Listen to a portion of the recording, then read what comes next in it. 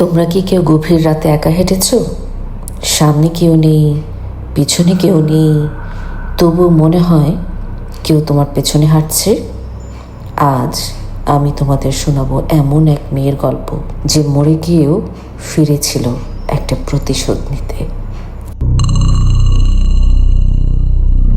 এই ঘটনা সত্যি কিনা কেউ জানে না, কিন্তু যারা এই গ্রামে থাকে তারা আজও রাতে সোনার দিঘির ঘাটে যায় না, কারণ ওখানে নাকি রাতের বেলা একটা মেয়ে আসে, কালো শাড়ি পরে, চুল খোলা, আর তার চোখ একদম লাল।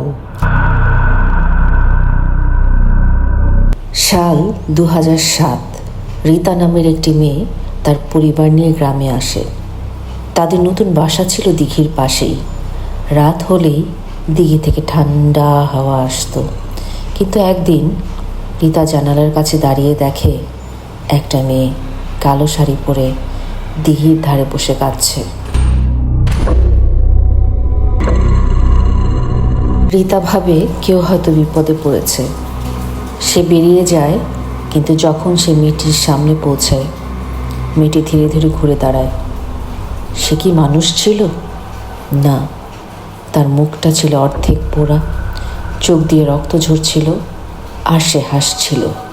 কি অদ্ভুত গা ছমছমে হাসি।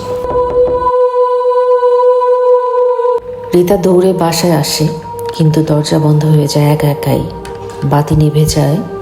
ঘরের আয়নাতে লেখা হলো লাল কালি দিয়ে, তুমি দেখতে পেয়েছো, এখন তুমি আমার।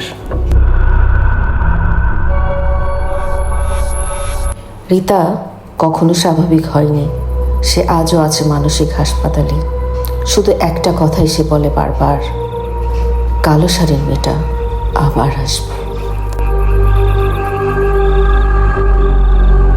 তোমরা যদি কখনো রাতের বেলা দিঘির পাশে যাও, দেখো কেউ যেন তোমাদের না ডাকে, কারণ যদি ডাকে তার মানে তার পরের টার্গেট তুমি। এই ছিল আজকের গল্প। ভয় পেয়েছো তো? তাহলে চোখ বন্ধ করে ঘুমানোর আগে একবার আয়নার দিকে তাকিয়ে নিও। তোমার পিছনে কেউ দাঁড়িয়ে নেই তো?